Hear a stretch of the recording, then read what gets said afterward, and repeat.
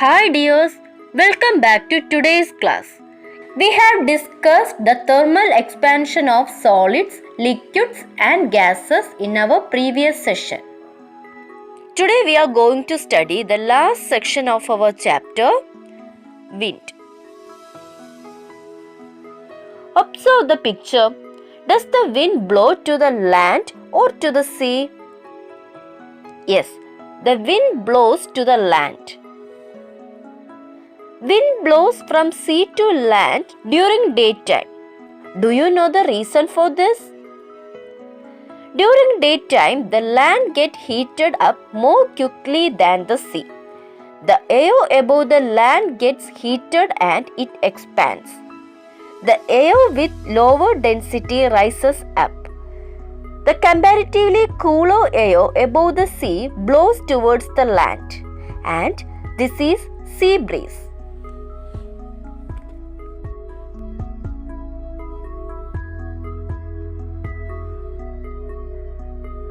Once again, during daytime, the air above the land gets heated. The heated air expands and it moves upwards. So, the comparatively cooler air above the sea blows towards the land. This is sea breeze. During night, the air above the sea is hotter than the air above the land. So, the wind flows from the land to sea. Once again, land gets cooled faster at night. Sea gets cooled slowly. Hence, the air above the sea will expand more than the air above land, and it rises up. Then the air above the land will blow to the sea. This is land breeze.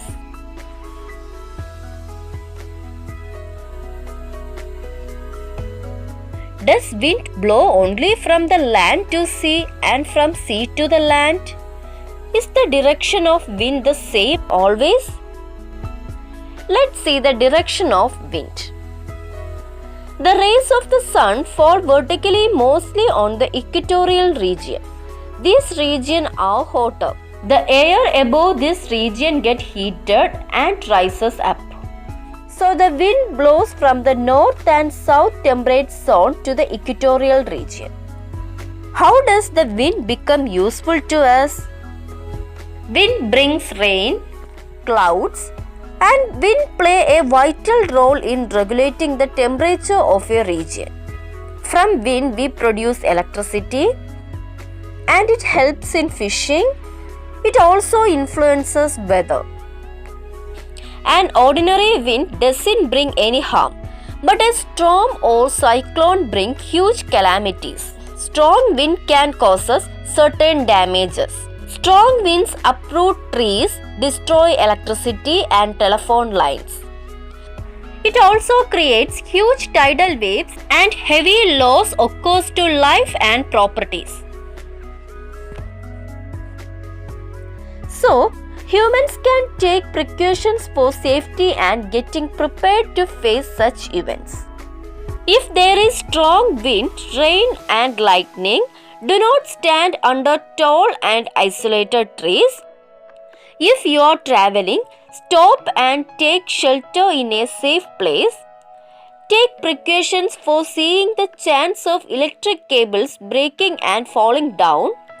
Do not stay inside weak buildings. If you happen to be in a lake, get to the shore immediately and take shelter in a safe place. Students, our 9th chapter, Paths of Heat Flow, has completed. In this chapter, you have studied the various methods in heat transfer, thermal expansion and its application in our daily life, and about wind. Study well. See you in the next class. Thank you.